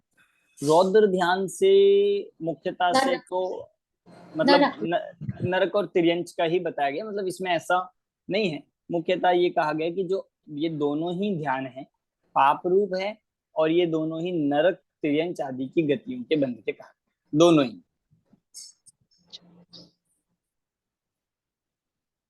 ठीक है, तो हमें ध्यान रखना होगा, हम कभी पाप करें तो पाप होना अलग बात है, और पाप में आनंद ना मनाएं, पाप करके खुश ना हो। बहुत होता है हमसे, हम जानते भी नहीं, कोई लोग कोई दो व्यक्ति लड़ रहे हैं और हम देखकर उन्हें खुश हो रहे हैं, कोई हिंसा कर रहा है, कोई मतलब होता है ना लोगों को, भाई कोई मान लीजिए पटाखे जला रहे हैं और कोई ऐसे देख, और हम देख देख के उसमें खुश हो रहे हैं, हमें पता भी नहीं चलता कि ये हमारे ध्यान चल रहा है। रौद्र ध्यान हो गया कि हमने हिंसा करके आनंद मान लिया, हिंसा देखकर आनंद मान लिया। बहुत और अगर इसका पाप करके दुख हो रहा है तो वो आत्मदान में चला जाएगा। नहीं, पाप सुन के दुख नहीं है, पाप सुन के उसके प्रति करुणा दया आ रही है, वो नहीं है आर्त ध्यान, वो नहीं है। आर्त ध्यान में इष्ट का वियोग, अनिष्ट का संयोग, मतलब इष्ट का वियोग ना हो जाए, अनिष्ट का संयोग ना हो जाए, और कोई दर्द हो, कोई रोग हो, कोई पीड़ा हो, उसकी चिंता, और मिल जाए ये मिल जाए ये मिल जाए, ऐसा निदान रूप आकांक्षा रूप चिंता, ये सब। जैसे प्रायश्चित के समय जो दुख होता है ना, हमने कैसा क्यों किया, या कोई किसी चीज को लेकर भी पछतावा होता है, तो वो किसमें जाता है फिर? वो भी तो वो ध्यान, प्राय खराब ही ध्यान कहला जाए। नहीं, खराब ध्यान नहीं है, वो तो प्रायश्चित है। उसको तो मोक्ष मार्ग में मतलब यहाँ पे उसको उपयोगी बताया, अपने पाप को सोचकर आनंद मानना, ये तो रौद्र ध्यान है। अपने पाप का सोचकर उसको प्रायश्चित करना, उसको मिटाने का प्रयास करना, उसके प्रति मतलब अपराध बोध होना, ये तो प्रायश्चित जो हमने 10 प्रकार के पढ़े थे उसमें ही ये पद्धति है।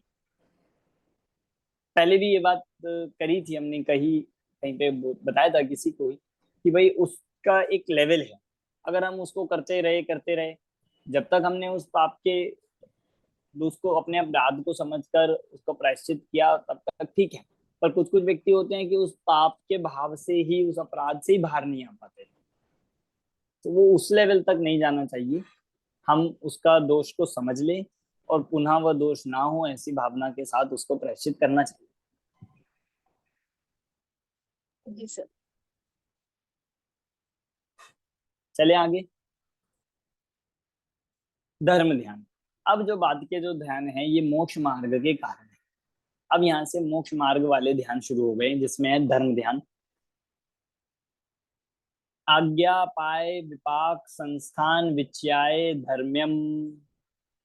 आज्ञा पाए विपाक संस्थान विच्याय धर्म्यम। 4 प्रकार का धर्म ध्यान है, आज्ञा, अपाय, विपाक और संस्थान। 4 प्रकार के जो इनमें चिंतन, इनका चिंतन करना, इसका नाम है धर्म ध्यान। और ये धर्म ध्यान 4 भेद हो गए इसके भी, आज्ञा विचय, अपाय विचय मतलब होता है चिंतन करना, आज्ञा विचय, अपाय विचय, विपाक विचय और संस्थान विचय। देखो समझ लीजिए, बहुत सिंपल है, इस प्रकार से धर्म ध्यान हो सकता है। और धर्म ध्यान में जब आप आगे और ग्रंथों में पढ़ोगे तो धर्म ध्यान दोनों रूप होता है, एक विकल्पात्मक और निर्विकल्प धर्म ध्यान। ये जो 4 भेद किए ये विकल्पात्मक धर्म ध्यान के हैं, इनमें चिंतन रूप है। और एक लेवल जब आप चिंतन करते जाते हैं, एक लेवल ऐसा होता है जहाँ आपको सोचना भी नहीं पड़ता, इसमें वो और खोलिए, उसमें पराठा है, एक मोटा सा पराठा बनाया है। और धर्म ध्यान चलता रहता है। तो वो कौन कौन से हैं? आज्ञा विचय। आज्ञा विचय में कह दिया पहला कि जिनेंद्र देव की आज्ञा का प्रमाण, आज्ञा को स्वीकार करना। जैसा जिनेंद्र देव की आज्ञा आई है, कहा गया है शास्त्रों में, जो कहा गया उसको स्वीकार करना, उसको सर्वोपरि मानना, उसको मतलब आज्ञा प्रमाण मानना, इसका नाम है आज्ञा विचय। जो जो कथन का है, आप उसमें ये नहीं सोचिए ऐसा कैसे, ऐसा क्यों, ऐसा कैसे हो सकता है, कि नहीं, आज्ञा से हमने उसको स्वीकार किया, ये भी धर्म ध्यान है। धर्म ध्यान में उसका चिंतन करना। दूसरा अपाय विचय।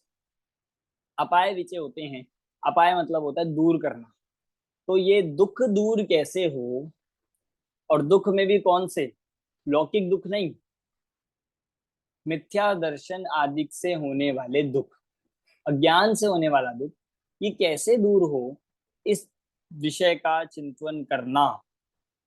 कैसे मैं सम्यक दर्शन की प्राप्ति करूं, कैसे मिथ्या दर्शन दूर हो, कैसे मेरा ज्ञान दूर हो, कैसे मेरा ये मोह संबंधी दुख दूर हो, ये विचार करना, ये धर्म ध्यान का अंग है, और इसका नाम है अपाय विचय। तीसरा, विपाक। विपाक मतलब होता है फल। कर्म के उदय का, कर्म के फल का विचार करना, इसका नाम है विपाक विचय। भाई इस कर्म का, ये ऐसा करेंगे तो ये फल मिलेगा, ये ऐसा होगा तो ये फल मिलेगा, ऐसा हमें फल प्राप्त नहीं करना हो तो ये नहीं करना। इस तरह से कर्म संबंधी, कर्म के फलों का विचार। जितना भी कर्म सिद्धांत लिखे हुए हैं जिनवाणी में, वो सब इसके लिए है कि जब तक आपको पता ही नहीं होगा कि बहु आरंभ परिग्रह से नरक गति का बंधन होगा, तो आप परिग्रह छोड़ोगे कैसे।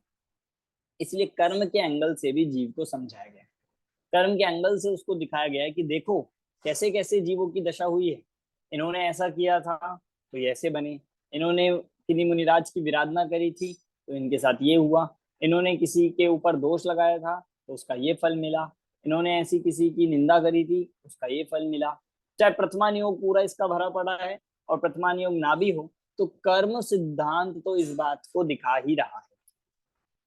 हमने पिछले, आपको ध्यान होगा, आठवें अधिकार में हमने जहाँ बंध की चर्चा करी थी, वहां हमने पूरे बंध की बातें करी थी।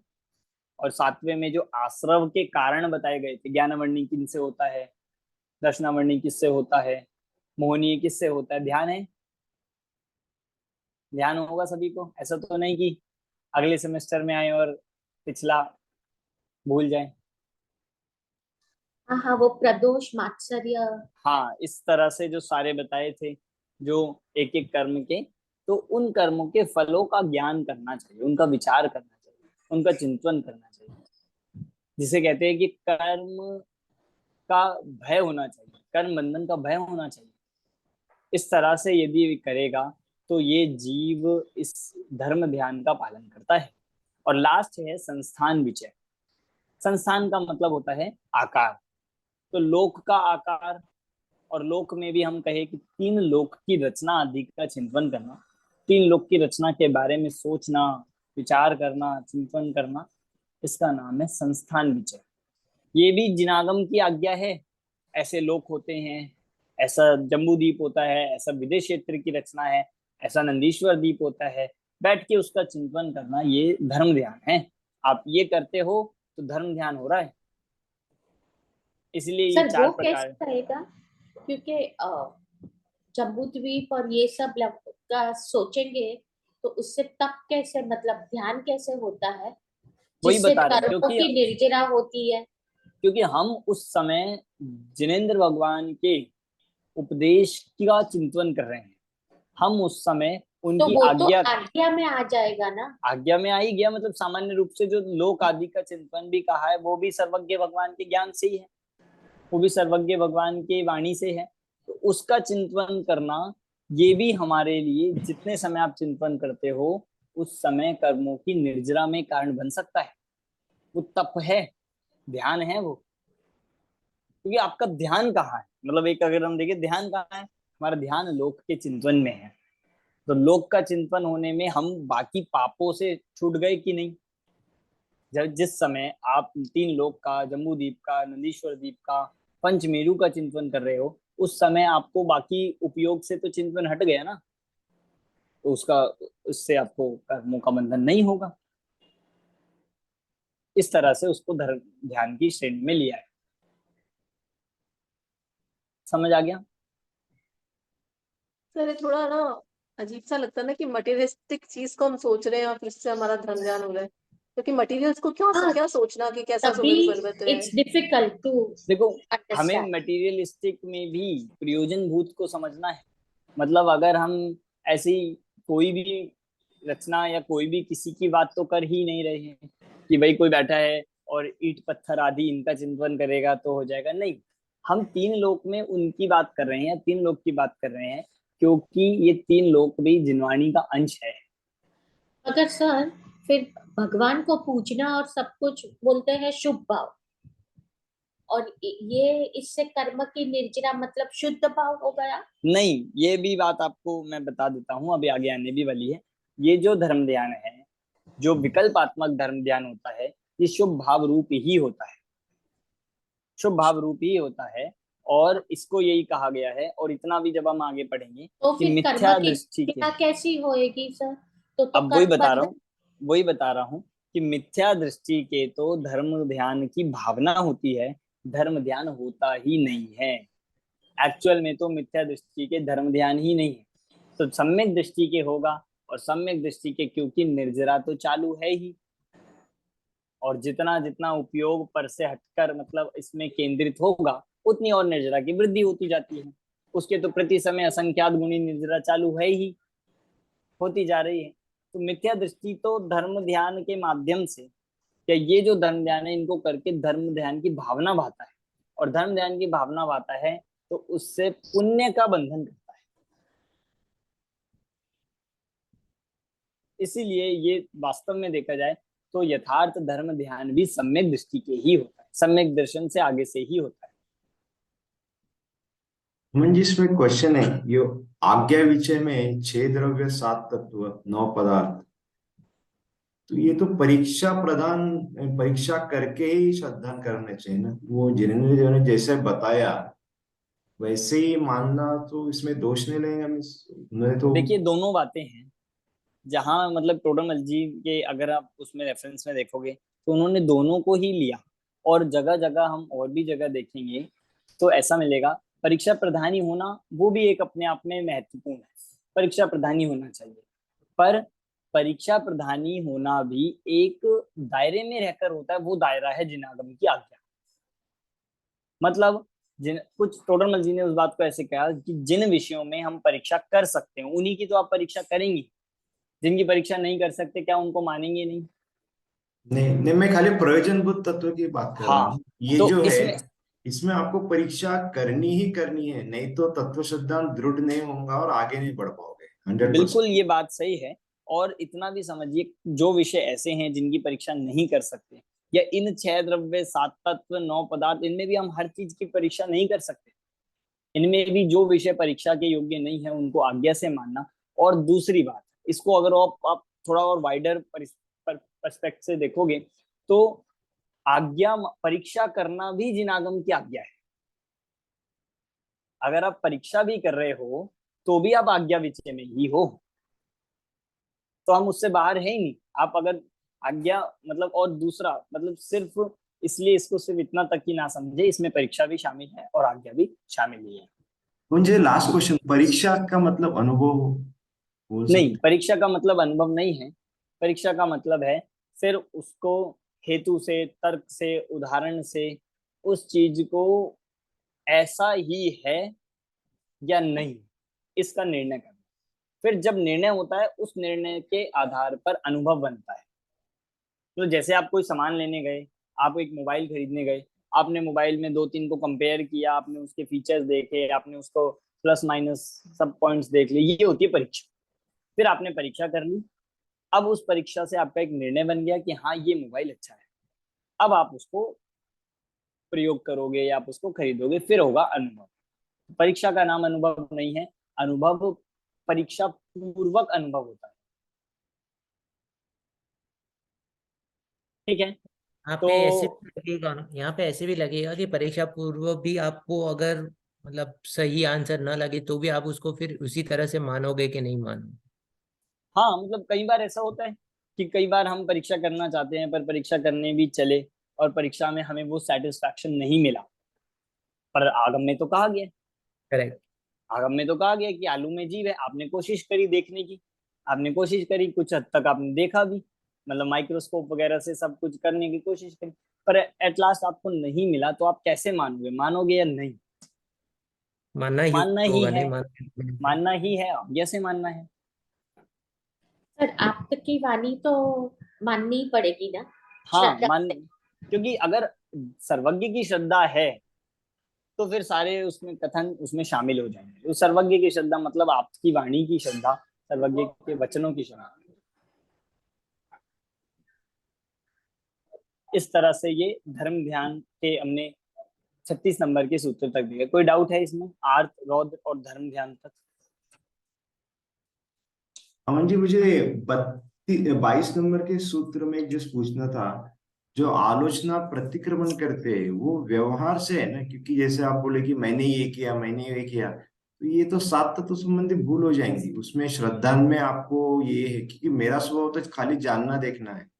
वो तो है ही, पर अगर हम प्रायश्चित के दायरे में रहेंगे, प्रायश्चित में यद्यपि प्रायश्चित आदि जो कार्य है ये व्यवहार है ही है, पर क्योंकि इसको अभ्यंतर तप में लिया है तो यहाँ सिर्फ व्यवहार ना लगा के अंतरंग भी लगेगा। मतलब आपके परिणामों से संबंध है तो अभ्यंतर है। परिणाम में आपके जुड़ गए, परिणामों में आपने अपने दोषों के प्रति आलोचना कर ली, परिणामों में दोषों के प्रति खेद भाव हो गया। सिर्फ बाहर से नहीं कि हाथ जोड़ के आपने सिर्फ सॉरी बोल दिया और सिर्फ क्षमा कर दिया, इसका नाम प्रायश्चित नहीं है। प्रायश्चित का मतलब आपके परिणामों में वो मंदता आई या नहीं है, परिणाम हमारे वैसे दोष के प्रति खेद भाव आया ये नहीं है, इसीलिए इसको अंतरंग तप में लिया गया है। ये थोड़ा एक अलग विषय है कि जैसे कर्मफल चेतना और कर्म चेतना और कर्मफल चेतना, इसमें आप बिजी रहोगे और ये जो हो रहा है इसमें खाली मेरा स्वरूप तो खाली जानना देखना है। ऐसे मैं पूजा भी कर रहा हूँ, ये मैं कर रहा हूँ, तो ये मिथ्यात्व में चला जाएगा ना सीधा 100%। जो आप बता रहे हो वो बात सही है, वो उत्कृष्ट तप है, उत्कृष्टतम वो तप है, पर हम उससे थोड़ा नीचे की भूमिका की बात कर रहे हैं। अभ्यंतर तप में भी हर तरह के लेवल है, विनय भी है, प्रायश्चित भी है और बाकी सब भी। मतलब जो हम सूक्ष्म आत्मानुभव, वो निर्विकल्प अवस्था की बात कर रहे हैं, वो वाली नहीं है यहाँ पर। और वो वाला तो तब लगेगा ही जब निर्विकल्प अवस्था में होगा, तो कोई भी ये विकल्प होते ही नहीं है, ना कर्म का ना कर्म फल का। नहीं, इसको मैं इससे जोड़ना चाह रहा था, जो पहले दो प्रकार के ध्यान है ना, तो वो क्यों होते हैं? क्योंकि कर्मफल चेतना, कर्म चेतना, कर्मफल चेतना, इसमें ही वो उससे बाहर आता नहीं है, इसलिए ये कंटिन्यूस होते रहता है। और 24 घंटे में खाली आधा सेकंड भी आपने उसमें ये, क्योंकि वो इतना क्विक होता है आपको समझ में नहीं आता है वो, बिल्कुल वही कि उसमें रीजंस। एक जो भी जैसे एक कर्म का उदय आ गया और उसमें हम तुरंत अटैच हो जाता है, अपने को समझ में भी नहीं आता है कि हम लोग अटैच हो गए उसमें। हाँ मतलब रीजन कई हो सकते हैं, जैसी भूमिका हो उस अनुसार लगेगा।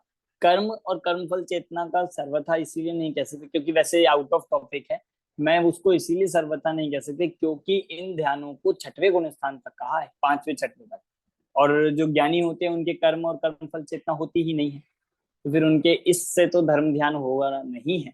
अन्य और बहुत कारण हो सकते हैं। मुख्यतः आप ये समझिए जितनी अवस्था है ना, ये चारित्र मोहनीय में हो रही है, इसे दर्शन मोहनीय से हम मिक्स ना ही करें।